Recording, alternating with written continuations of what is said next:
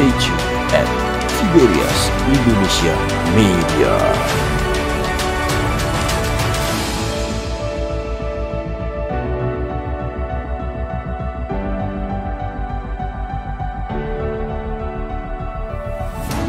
Haleluya. Kami bersyukur Tuhan Yesus untuk kasih-Mu yang berlimpah bagi kami. Kami datang pagi ini ke hadirat-Mu, memuji, memuliakan nama-Mu. Engkau ada di tengah kami, Engkau bertakhta di atas pujian dan penyembahan kami. Kami siap untuk duduk diam di bawah kaki-Mu ya Tuhan. Dengar firman-Mu, urapi hamba-Mu, urapan yang baru atas setiap kami. Teguhkan ya Tuhan setiap firman dengan tanda kuasa dan mujizat. Terlebih kami akan bersatu dengan tubuh darah Yesus. Kami percaya pagi ini yang sakit disembuhkan, yang terikat dilepaskan, setiap guk dan belenggu dipatahkan. Berfirmanlah ya Tuhan, kami siap untuk mendengarkan. Dalam nama Yesus kami berdoa, haleluya. Yang percaya katakan amin, haleluya. Silakan duduk saudaraku yang terkasih, shalom. Selamat pagi, sukacita bersama dengan setiap jemaat di Gereja Tiberias Gading Nias maupun saudara di rumah masing-masing lewat live streaming. Berkat dan perkenanan Tuhan atas setiap kita. Kita di masa Natal dan hari ini saya mau berbicara mengenai Bethlehem sebagai the house of bread atau Bethlehem sebagai rumah roti. Kita teringat dengan penglihatan yang Tuhan berikan kepada Gembala Sidang di masa Natal mengenai Bethlehem, rumah roti, dan di mana Tuhan perintahkan Gembala Sidang untuk merayakan Natal besar-besaran karena kita percaya Natal adalah masa di mana jiwa-jiwa dimenangkan. Dan Bethlehem artinya rumah roti. Beth artinya rumah. Beth adalah kependekan dari bayit. Katakan bersama saya bait. Kita katakan bait Allah. Bait itu rumah, rumah Allah, bait Allah. Ya, bait itu artinya rumah, lehem itu roti. Bethlehem, Beth adalah kependekan dari bait, Bethlehem artinya adalah rumah roti. Kita lihat firman Tuhan dalam Mika pasal 5 ayat 1 sampai yang kedua. Mika pasalnya yang kelima, Mika pasal 5, kita lihat firman Tuhan ayat 1 sampai 2. Boleh dibacakan Bapak David, silakan. Demikian firman Tuhan, Mika pasal 5 ayat 1 sampai 2. Sekarang engkau harus mendirikan tembok bagimu. Pagar pengepungan telah mereka dirikan melawan kita. Dengan tongkat mereka memukul pipi. Pak David, Mika 5 ayat 1. Mika pasal 5. Beda di handphone. M-I-K-H-A, ada hanya. M-I-K-H-A. Mika pasal 5 ayat 1 sampai 2. Kalau gitu nggak apa-apa, saya bacakan dulu. Sekarang untuk saudara, tetapi engkau hai Bethlehem Efrata, hai yang terkecil. Udah ketemu? Udah. Oke. Mika pasal 5 ayat 1 dan 2. Tetapi engkau, hai Bethlehem Efrata, hai yang terkecil di antara kaum-kaum Yehuda, daripadamu akan bangkit bagiku seorang yang memerintah Israel, yang permulaannya sudah sejak purbakala, sejak dahulu kala. Sebab itu ia akan membiarkan mereka sampai waktu perempuan yang akan melahirkan telah melahirkan. Lalu selebihnya dari saudara-saudaranya akan kembali kepada orang Israel. Amin. Mika memang susah dicarinya, bro ya. Jadi saudaraku, ya ini adalah nubuat dari Nabi Mika mengenai kelahiran Yesus di kota Daud di rumah roti, yaitu Bethlehem. Sekali lagi Bethlehem berarti rumah apa? Rumah roti. Gereja kita sangat dekat dengan roti, saudara. Sebab setiap saat saudara perjamuan kudus, yang percaya katakan amin. Setiap saat kita mengambil bagian dengan tubuh Kristus, yaitu roti yang nanti kita akan makan. Saudaraku, saya pelajari bahwa roti adalah makanan yang sangat unik. Dikatakan ya bahwa dulu kita manusia makan buah-buahan, dan itu memang alkitabiah karena memang Adam dan Hawa hanya makan buah-buahan. Manusia zaman dulu, manusia primitif misalnya makan buah-buahan dan biji-bijian, kacang-kacangan. Dan bijian kacang-kacangan itu untuk dicerna itu lama sekali. Misalnya simpanse misalnya, kalau makan biji-bijian kacang-kacangan itu mereka makan mengunyah dan dicerna itu sehari 8 jam. Jadi buang waktu yang sangat banyak. Jadi sepertiga hari ya itu untuk makan. Tetapi dikatakan bahwa ketika ditemukan roti dan tidak jelas kapan roti ini ditemukan ya, ketika biji-bijian seperti gandum itu ditumbuk ya, lalu dicampur air jadi bubur misalnya. Lalu ketika dibiarkan seberapa lama tiba-tiba mengembang. Lalu ketika dipanggang tambah besar. Jadi roti itu sangat efisien ya. Jadi bisa memberi makan kepada orang banyak. Dan roti ini adalah makanan yang sangat hemat ya, karena dapat mengembang dan dapat memberi makan orang banyak. Ini makanan yang sangat sosial. Itu kenapa perjamuan kudus istilahnya adalah memecah roti. Katakan bersama saya, memecah roti. Ya, roti bisa sedikit saja lalu mengembang, lalu kita bisa ke meja dan makan bersama-sama. Ini adalah makanan yang sangat sosial. Ya, jadi orang zaman dulu tidak tahu kenapa adonan ketika ditaruh ragi itu akan mengembang. Orang zaman dulu heran, ya. Itu baru abad 19 ditemukan oleh seorang ilmuwan yang bernama Louis Pasteur.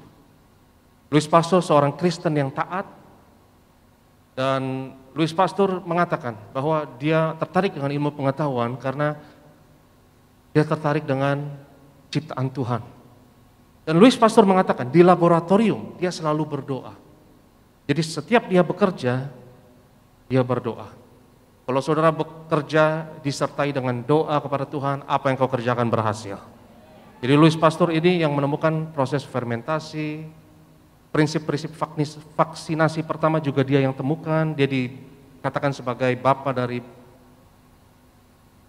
mikrobiologi. Ya, jadi dia yang menemukan bahwa kenapa adonan itu mengembang ketika ada ragi, itu proses fermentasi, bahwa itu ada jamur, ya, bakteri yang memakan ragi adonan tersebut sehingga roti itu mengembang. Dan makanan yang paling mengubah manusia, saudara, adalah roti. Kita temukan roti, tapi roti juga mengubah kita. Kenapa? Karena zaman dulu kita itu manusia, zaman primitif, itu kita nomaden, kita berpindah-pindah tempat. Sebelum ditemukan roti, kita berpindah-pindah. Kita nggak pernah menetap di satu tempat. Sesuai dengan misalnya arah migrasi para hewan buruan kita. Dan hewan itu suka migrasi, suka pindah-pindah tempat. Jadi manusia pindah-pindah tempat. Ya, kalau hewannya pindah ke tempat lain, kita kejar dia.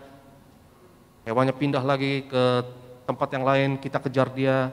Jadi manusia primitif, saudara bayangkan misalnya ya zaman dulu, misalnya zaman batu, itu berpindah-pindah. Tapi ketika ditemukannya roti, ditemukan bahwa roti dapat mengembang, dan kita tidak butuh waktu lama untuk mencerna roti. Seperti biji-bijian itu dicerna lama, dikunyah lama, tapi roti dikonsumsi itu instan, lebih efektif dan lebih cepat. Jadi ketika roti itu ditemukan, maka terciptalah inovasi agrikultur. Manusia tidak lagi berpindah-pindah, tidak lagi nomaden. Seperti doa gembala sidang selalu mengatakan, kita tolak roh mengembara. Saudara diberkati menetap, berbuah dan menetap, tidak mengembara, tidak nomaden. Ya, dan ketika manusia agrikultur, mereka menetap di satu tempat, jadilah peradaban. Itulah kenapa ada kota, saudara. Ya, ada kota, manusia jadi canggih, manusia jadi diam di satu tempat, jadi makhluk yang sosial, karena memecah roti artinya ya kita makan bersama-sama, bertukar pikiran, bertukar pendapat, dan timbul ide-ide baru, inovasi-inovasi yang lain, itulah asal mula peradaban. Jadi makanan yang paling mengubah manusia namanya apa? Roti. Saya ingat satu ilmuwan mengatakan, itu kenapa Yesus berkata bahwa inilah roti hidup. Ya, bukan nasi hidup, bukan sagu hidup atau jagung hidup. Karena makanan yang paling mengubah manusia itu adalah roti. Kita temukan roti, tapi roti ini juga menciptakan ulang budaya manusia. Budaya manusia itu berubah luar biasa. Ketika ada roti, kita jadi manusia yang agrikultur, jadi ada peradaban, jadi ada kota, dan dari situ, dari agrikultur, kita lebih maju lagi jadi revolusi industri dan revolusi informasi, sampai sekarang ini kita menjadi manusia yang jauh lebih canggih dan kontribusi dari satu jenis makanan yang namanya apa? Roti. Yang makanan yang saya sebut adalah makanan yang sangat canggih, yang sangat mengubah setiap kita. Saudaraku yang terkasih, kita mau pelajari hari ini signifikasi dari roti. Ya, betapa Yesus sendiri yang mengatakan bahwa ia adalah roti hidup. Ia sendiri yang mengatakan bahwa ia adalah roti yang turun dari surga. Kita buka firman Tuhan, Yohanes pasalnya yang ke-6. Yohanes pasal yang ke-6 adalah pasal favorit kita untuk perjamuan kudus.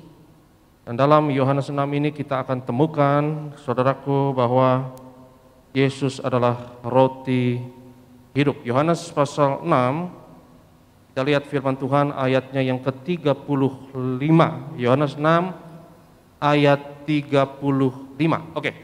Yohanes 6 ayat 35, kata Yesus kepada mereka, "Akulah roti hidup, barang siapa datang kepadaku, ia tidak akan lapar lagi, dan barang siapa percaya kepadaku, ia tidak akan haus lagi." Katakan bersama saya, roti hidup. Ia adalah roti hidup. Yesus adalah roti hidup. Ya, di masa Natal ini kita mau ingat ya bahwa Yesus adalah roti hidup. Bethlehem, rumah roti, dan roti hidup itu adalah Kristus itu sendiri. Apa saja signifikasi, saudaraku, dari yang namanya roti? Yang pertama, roti berbicara mengenai tubuh Yesus. Roti berbicara mengenai apa? Tubuh Yesus. Kita lihat ayatnya yang ke-48. Yohanes 6 ayat 48 mungkin salah satu ayat yang paling singkat di dalam Alkitab. Akulah roti hidup. Kita lihat ayatnya yang ke-55, Yohanes 6 ayat 55 dan 56. Sebab dagingku adalah benar-benar makanan dan darahku adalah benar-benar minuman. Barang siapa makan dagingku dan minum darahku, ia tinggal di dalam aku dan aku di dalam dia. Kita angkat roti dalam perjamuan kudus dan kita akan katakan inilah tubuh Yesus. Yang pertama, roti berbicara mengenai tubuh Yesus. Ya, ini suatu sakramen yang mulia. Itu sakramen perjamuan kudus di mana kita menerima tubuh Yesus. Tetapi kita juga harus mengetahui bahwa kita adalah tubuh Yesus. Yang percaya katakan amin. Saudara terima tubuh Yesus, tapi kita harus ingat kita juga adalah tubuh Yesus. Ini suatu misteri mengenai keselamatan yang kita terima dari Injil. Kita terima Yesus sebagai Tuhan dan Juru Selamat kita. Yang percaya katakan amin.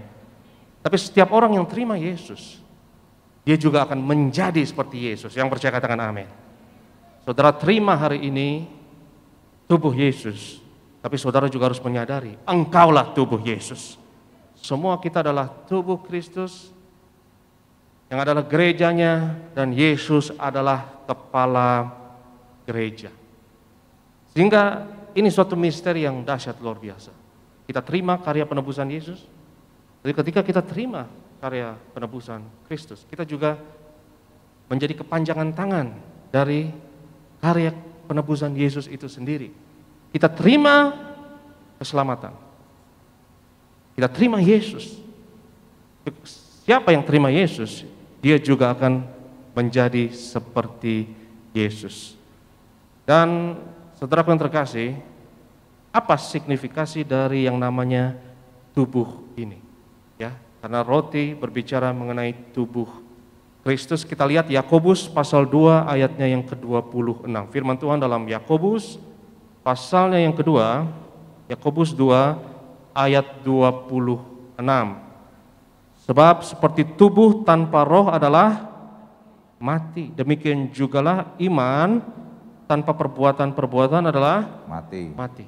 Ya, jadi tubuh berbicara mengenai darah dan daging, berbicara mengenai sesuatu yang tangible, sesuatu yang konkret, ya. Jadi ada beberapa pengajaran misalnya, ada beberapa ide, ada beberapa gagasan misalnya yang hanya roh, yang hanya ngawang-ngawang di udara, yang tidak mendarat di bumi.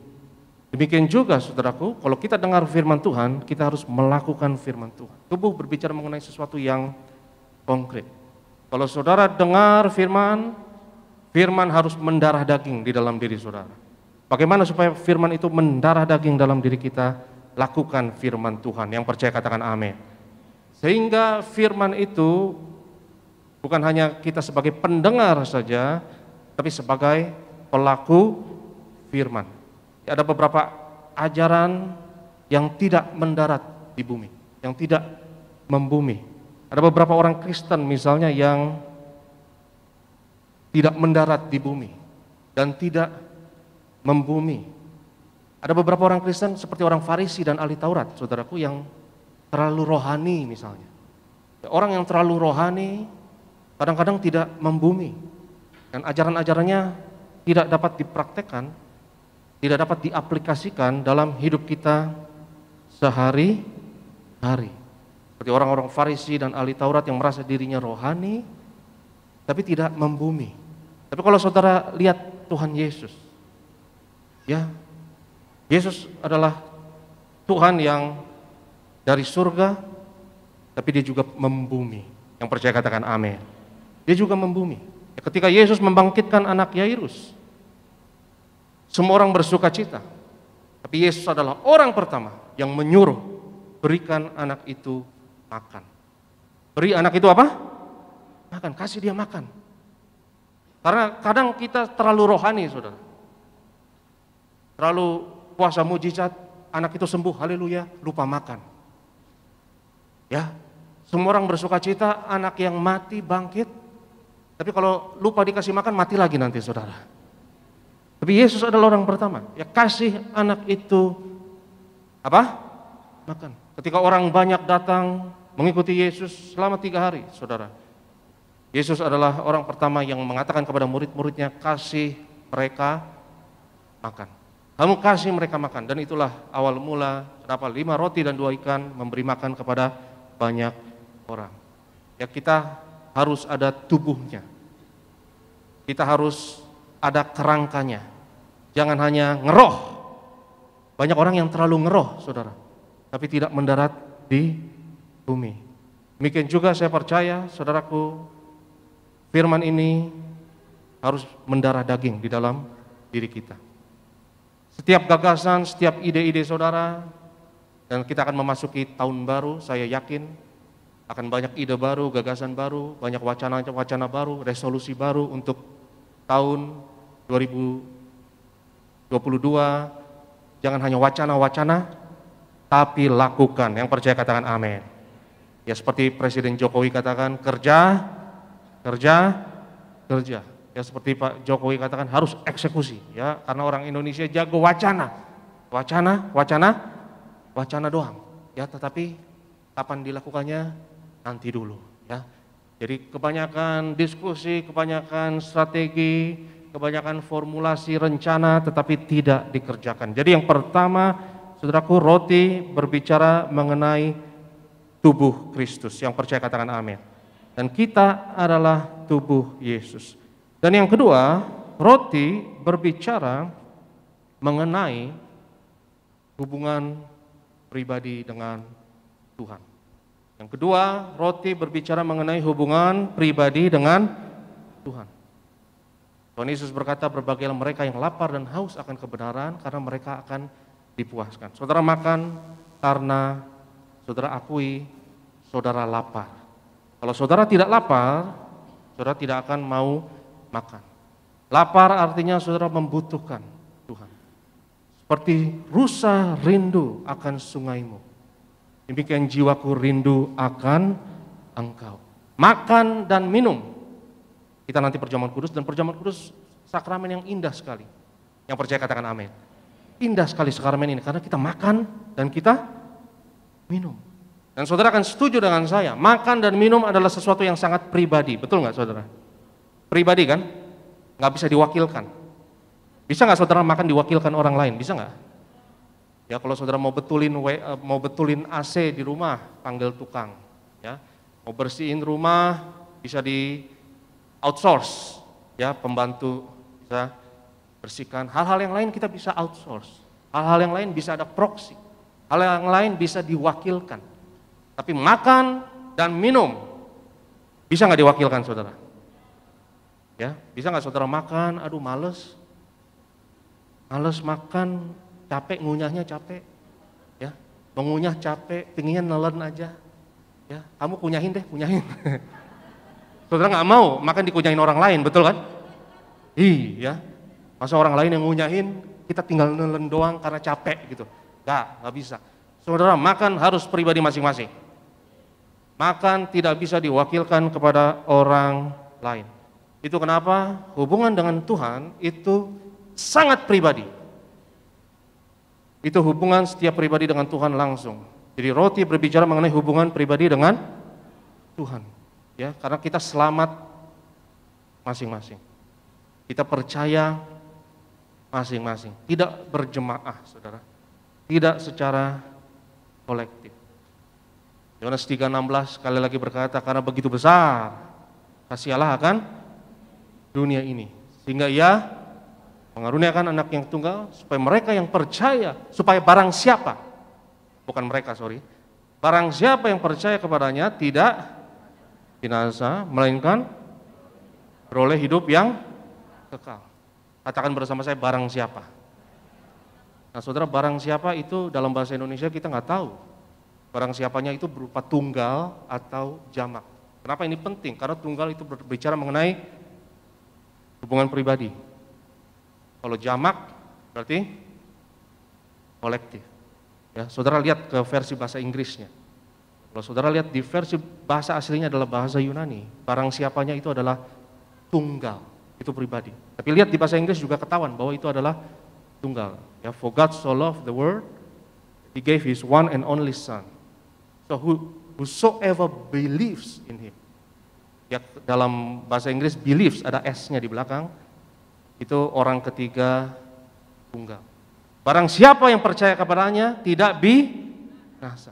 Barang siapanya bukan berjemaah, saudara, bukan rame-rame, tapi masing-masing pribadi kita percaya Yesus dan selamat. Yang percaya katakan amin. Jadi keselamatan bukan berjemaah. Dosa masing-masing, kematian kita juga mati masing-masing. Kita nggak mati berjemaah.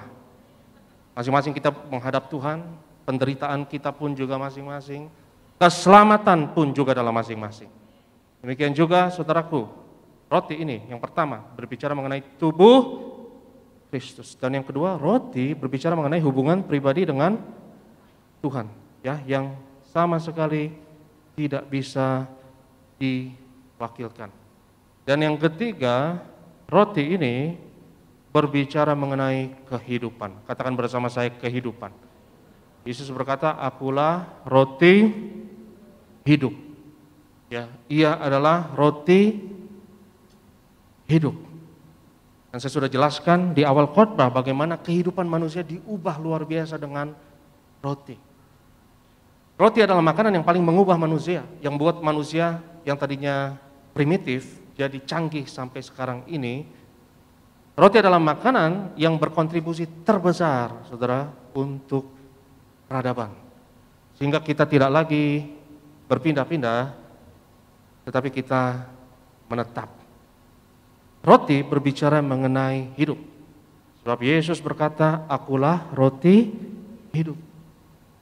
Dan saudara, Yesus berkata, Yohanes 14 ayat 6, dan ngomong-ngomong hanya ada di Injil Yohanes, ya. Yesus berkata, aku adalah, itu hanya di Injil Yohanes. Dan Yohanes mengungkapkan misteri yang Tuhan nyatakan kepada Musa.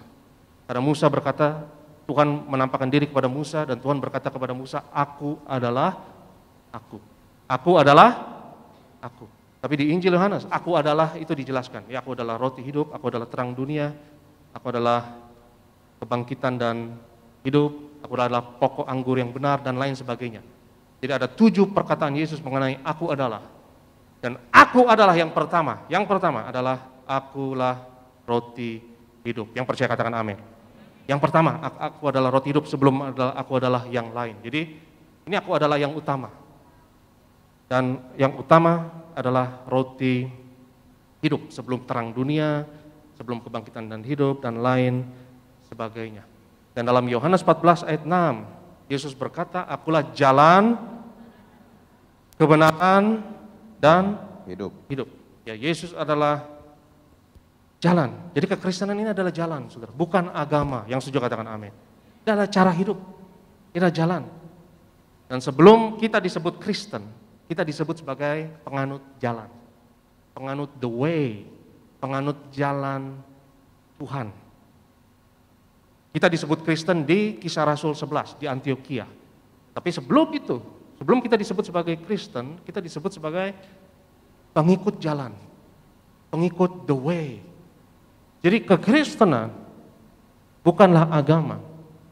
Kekristenan adalah cara manusia untuk hidup. Adalah jalan kepada Bapa. Adalah jalan untuk menuju hidup. Karena Tuhan mau memberi kepada kita hidup yang kekal. Saudaraku, hidup yang kekal adalah hidup selama-lamanya. Saya percaya kalau kita mikirnya jangka panjang, strategi terbaik untuk hidup ini adalah jadi seperti Yesus. Kalau kita benar-benar mikir jangka panjang. Mikir jangka panjang adalah 5 tahun kemudian, 10 tahun kemudian, sampai kepada kekekalan bahkan. Kalau pikir jangka panjang, saya yakin kita akan pikir 2 kali untuk berdosa. Karena apapun yang namanya berdosa, itu pasti untuk jangka pendek. Betul atau tidak? Apapun yang namanya dosa, pasti kesenangan jangka pendek. Pasti ada kenikmatan jangka pendek. Tapi kalau kita mau mikirnya, hidup yang terbaik selama mungkin, yang paling berkelanjutan. Pikir 5 tahun kemudian, pikir 10 tahun kemudian. Pikir 20 tahun kemudian, pikir sampai engkau mati. Pikir mungkin bukan hanya sampai kita mati. Bahkan sampai nanti apa efeknya kepada anak cucu kita, generasi-generasi ke depan. Kalau kita pikir sejauh itu, saya percaya yang terbaik yang kita lakukan adalah hidup dalam kekudusan. Yang percaya katakan amin. Karena dosa adalah mengeksploitasi kenikmatan masa kini. Itu selalu sifat dari dosa. Dosa selalu mengeksploitasi kenikmatan masa kini. Tetapi Yesus datang untuk memberi hidup. Dalam 1 Petrus pasal yang ketiga, Petrus berkata, barang siapa yang mencintai hidup, bila ia menjaga hidupnya dari segala yang jahat, dan menjaga mulutnya dari segala dusta dan dari segala kebohongan. Saya berdoa setiap kita mencintai hidup. Karena Tuhan mau kita hidup. Yang percaya katakan amin. Hidup adalah tujuan Yesus datang untuk memberikan kepada kita, memberikan hidup. Bukan memberi agama, tapi memberi hidup. Ya seperti yang saya katakan, ya banyak orang lebih cinta agama daripada hidup. Seperti orang Farisi dan ahli Taurat. Ada orang hidup, mereka nggak terkesan. Mereka tidak bersukacita. Ada orang sembuh, nggak terkesan. Yang mereka masalahkan, cara sembuhnya gimana? Gimana bisa sembuh? cara sembuhnya sesat atau tidak, itu yang mereka permasalahkan. Yesus menyembuhkan seseorang di hari Sabat, mereka tidak bersuka cita. Mereka hanya permasalahkan, kenapa disembuhkan di hari Sabat. Saudaraku, kalau Tuhan mau bekerja lewat cara apapun, gak usah permasalahkan. Kalau Tuhan sembuhkan setiap orang, saya tidak akan permasalahkan gimana caranya. Mau perjamuan kudus, mau minyak urapan, mau perjamuan kudusnya dibawa pulang, dan lain sebagainya, mau perjamuan kudusnya di gereja, saya tidak peduli, yang penting orang disembuhkan. Dan kita harus bersuka cita. Karena jalan dibenarkan oleh hasil. Kalau hasilnya adalah hidup, mari kita bersuka cita. Gak usah permasalahkan, ini sesat, itu sesat. Kalau itu jelas-jelas kasih hidup dan nama Tuhan dimuliakan, yang percaya katakan amin. Kalau nama Tuhan dimuliakan, ya udah, gak usah dipermasalahkan, gak usah ribet. Mari kita bersuka cita, karena Tuhan datang memberi hidup. Kalau Tuhan datang dan ada domba yang hilang, yang dibawa kembali ke kandangnya, kita harus bersuka cita. Mau caranya bagaimana? Tuhan kaya akan segala metode dan segala cara. Jadi pertama, roti berbicara mengenai tubuh. Yang kedua, roti berbicara mengenai hubungan pribadi dengan Tuhan, yang gak bisa diwakilkan. Yang ketiga, roti berbicara mengenai kehidupan. Yang ketiga, dan yang keempat, yang terakhir, roti juga berbicara mengenai firman Allah yang hidup, yang adalah makanan kita sehari-hari. Karena Yesus berkata, sebagai jawaban dari cobaan iblis, karena iblis mencoba Yesus, ketika Yesus berpuasa 40 hari, 40 malam, iblis mencoba Yesus untuk mengubah batu jadi roti. Yesus berkata, manusia bukan hidup dari roti saja, tapi dari setiap firman yang keluar dari mulut Allah. Ya, roti berbicara mengenai tubuh Kristus, ini juga berbicara mengenai firman Tuhan yang adalah konsumsi kekuatan kita sehari-hari dalam perjamuan kudus, seperti Tuhan nyatakan kepada gembala sidang, ya, bahwa perjamuan kudus, roti ini adalah benar-benar tubuh Kristus. Dan Paulus mengatakan dalam 1 Korintus 11, untuk kita ketika perjamuan kudus, kita harus mengakui tubuh Tuhan. Mengakui tubuh Tuhan yang pertama adalah, saudara akui nanti perjamuan kudus, Tuhan punya kuasa untuk membuat roti yang biasa ini, yang kita imani, ini adalah tubuh Kristus. Dan benar-benar tubuh Kristus. Tapi ada sisi praktis mengenai mengakui tubuh Tuhan yang dapat kita praktekkan sehari-hari.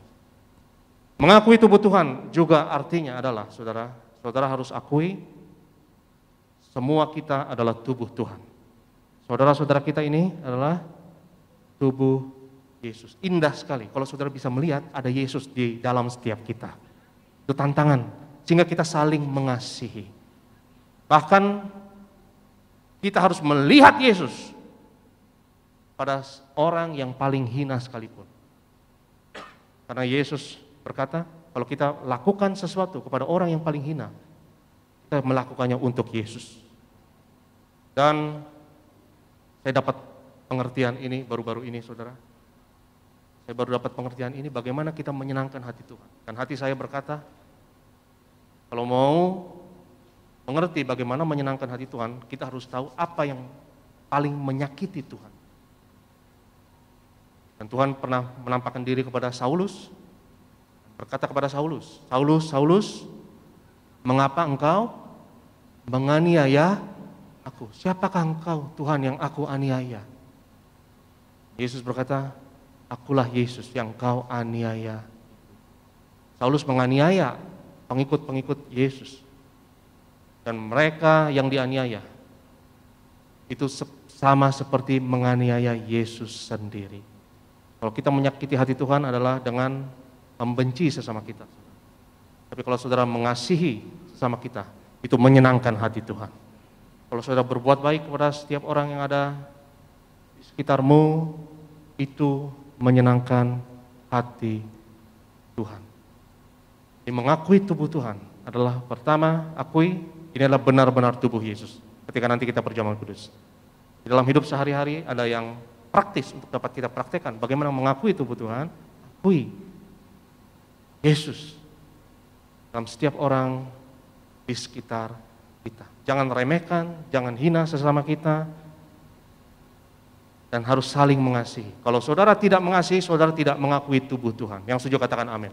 Betul nggak saudara? Logikanya betul atau tidak? Kalau engkau tidak mengasihi sesamamu, kau tidak mengakui tubuh Tuhan. Ya, karena kalau kita tidak mengakui tubuh Tuhan, bahaya.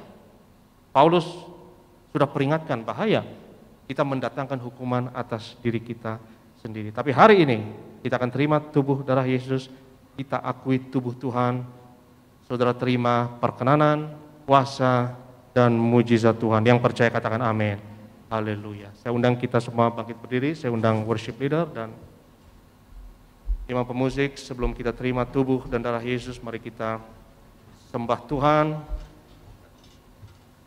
Kita mau katakan sembah dan puji Yesus, sembah dan puji Sang Raja, Sang Jalan kebenaran dan hidup, Sang Roti hidup, Sang Pokok anggur yang benar. Kita sembah Tuhan. Sembah dan puji Yesus, sembah dan puji Yesus, sembah dan puji Yesus, sembah. Angkat tanganmu, katakan sembah dan puji Yesus, sembah dan puji Yesus, sembah dan puji Yesus, sembah dan puji Yesus, sekali lagi angkat tanganmu, katakan sembah dan puji Yesus, sembah dan puji Yesus, sembah dan puji Yesus, sembah dan puji Yesus, Sang Raja. Siap saudara yang percaya, angkat tanganmu bersama saya. Katakan bersama saya, dalam nama Yesus, aku percaya aku adalah generasi minyak dan anggur yang tidak dirusakkan di akhir zaman ini. Aku percaya Yesus adalah roti hidup. Aku percaya hari ini aku memakan daging anak manusia dan minum darahnya, dan aku beroleh hidup dalam diriku. Aku percaya hari ini doaku dijawab Tuhan. Aku percaya hari ini setiap penyakitku disembuhkan. Aku percaya mujizat aku terima, sebab Yesus adalah roti hidup itu sendiri. Hari ini aku percaya hidup kebangkitan bekerja di dalam diriku. Hancurkan setiap pekerjaan iblis, pekerjaan kuasa kegelapan dihancurkan. Ada kuasa kebangkitan Yesus, ada roti hidup yang berkuasa, yang hari ini aku ambil bagian dalam nama Yesus. Haleluya, amin. Beri kemuliaan bagi Tuhan, haleluya.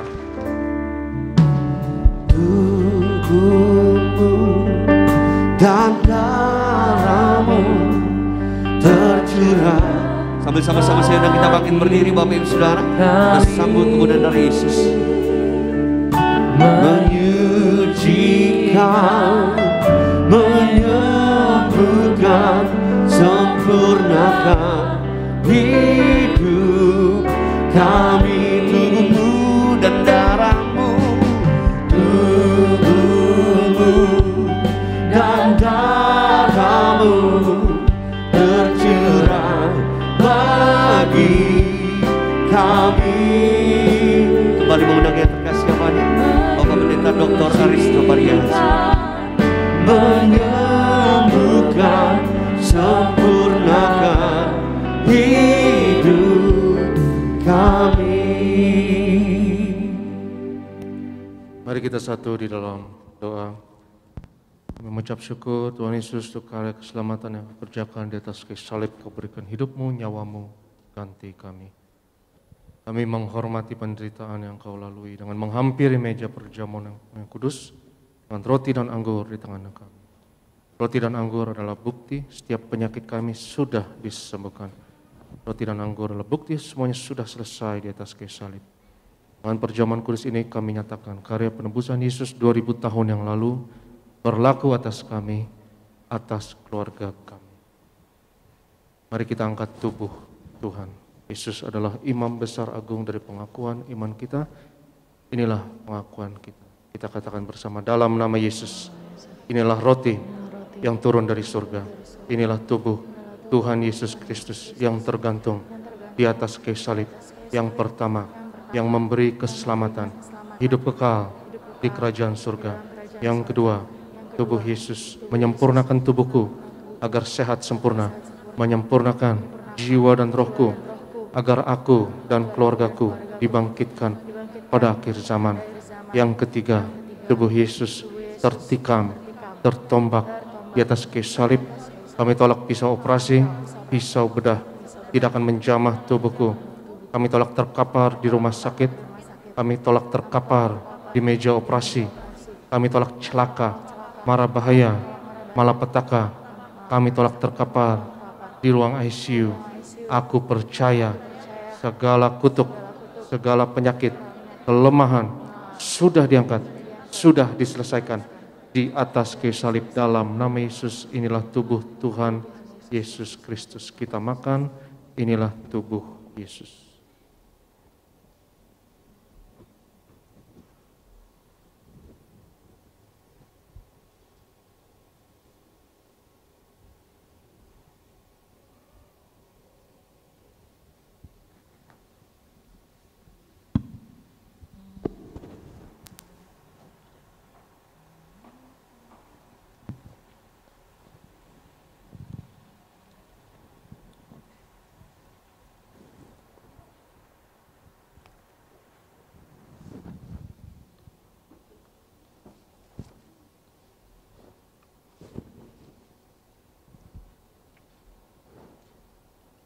Sudah itu Yesus mengangkat cawan, mengucap syukur atasnya, seraya berkata, ambillah dan minumlah.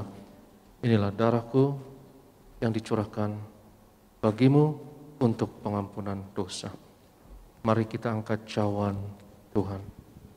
Dalam nama Yesus, inilah darah Tuhan Yesus Kristus yang tercurah di atas kayu salib sebagai perjanjian yang baru dan yang kekal. Yang pertama, yang memberi pengampunan atas segala dosa, kesalahan kami. Kami janji bertobat, kami tolak setan dan segala perbuatannya.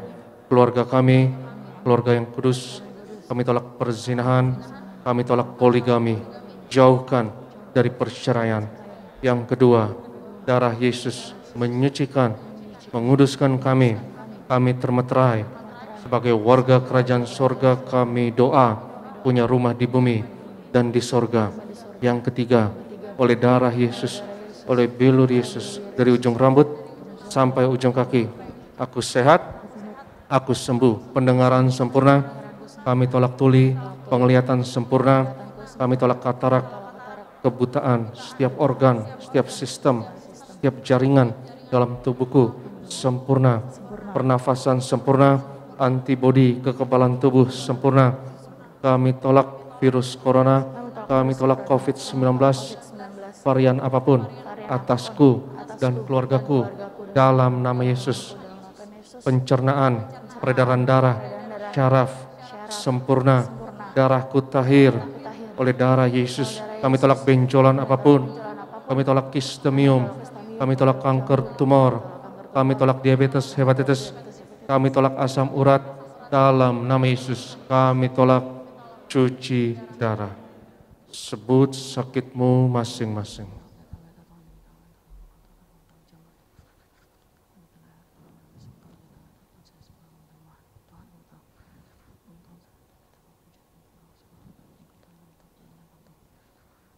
Tuhan Yesus yang mengajarkan kepada gembala sidang gereja Tiberias bahwa perjamuan kudus ini lebih dari roti mana bangsa Israel 40 tahun di padang gurun dengan roti mana makan tidur diberkati tidak kekurangan, kasut jubah tidak rusak selalu baru.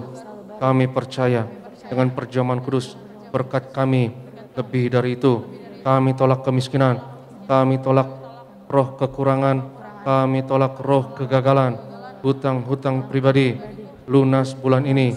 Kami tolak kebangkrutan. Aku percaya segala kutuk, segala penyakit kemiskinan sudah diangkat, sudah diselesaikan di atas kayu salib dalam nama Yesus. Inilah darah Tuhan Yesus Kristus.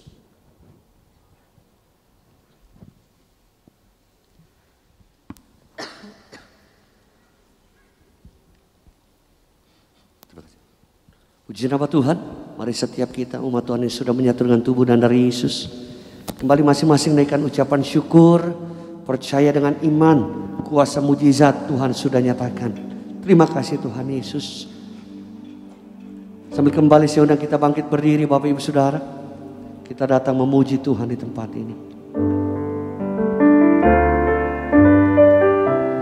Tubuhmu Yesus menyembuhkanku, darahmu Yesus menyucikanku, ku jadi baru karena kasih-Mu.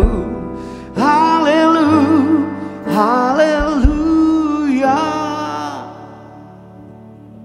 Firman Tuhan berkata, di mana 2-3 orang percaya sepakat, apa yang diikat di bumi diikat di sorga, apa yang dilepaskan di bumi dilepaskan di sorga. Mari kita percaya, sepakat kita angkat minyak urapan ini, satukan hati dan sama-sama kita katakan dalam nama Bapa, Anak dan Roh Kudus, dalam nama Tuhan Yesus Kristus.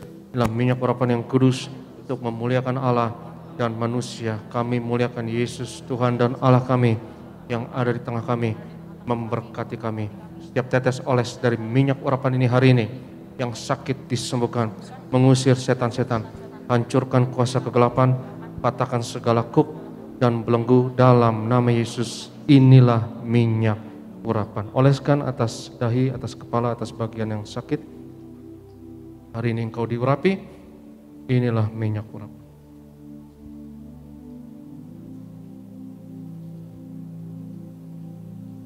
Kami berdoa ya Tuhan, untuk setiap doa yang tertulis dalam kertas doa ini kami bawa segala pergumulan permohonan di hadapan hadirat-Mu. Engkau yang berfirman, doa orang benar dengan yakin didoakan, besar kuasanya. Dan kami percaya pagi ini ya Tuhan, kalau Tuhan yang dengar, Tuhan yang jawab doa kami. Kami percaya pagi ini doa kami besar kuasanya. Kami berdoa bersyafaat, berkati gereja-Mu, berkati gembala dan ibu. Tuhan beri umur panjang dan kesehatan. Hamba-hamba-Mu di gereja Tiberias Tuhan berkati. Yang melayani hari ini, lindungi, pagari dari segala yang jahat, terutama mereka yang melayani tempat ini ya Tuhan. Berkati worship leader, urapi, imam pemusik dan tim, berkati para singer, usher kolektan, greeters, Pak Ronald dan rekan-rekan pekerja. Kami doa ya Tuhan, lewat pelayanan kami di Tiberias, bilangan orang benar di Indonesia terus bertambah. Indonesia penuh kemuliaan Tuhan, dimenangkan untuk tuayan di akhir zaman. Sebelum kami tinggalkan tempat ini ya Tuhan, kami terima berkat Tuhan. Berkat martir mengalir dari gembala sidang kepada setiap hamba Tuhan, setiap jemaat yang terkasih. Sebab Tuhan berfirman kepada Musa, ucapkanlah kata berkat ini atas Israel, dan aku akan berkenan untuk menaruh berkat ini atas mereka.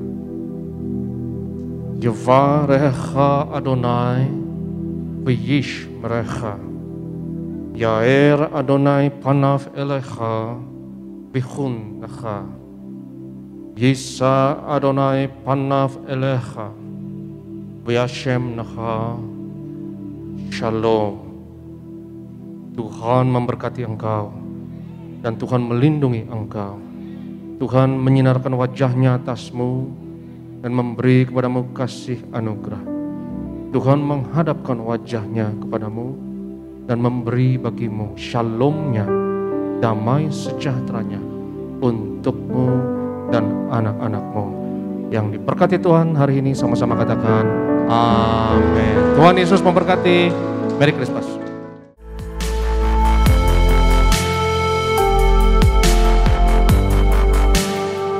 Stay tuned at Tiberias Indonesia Media.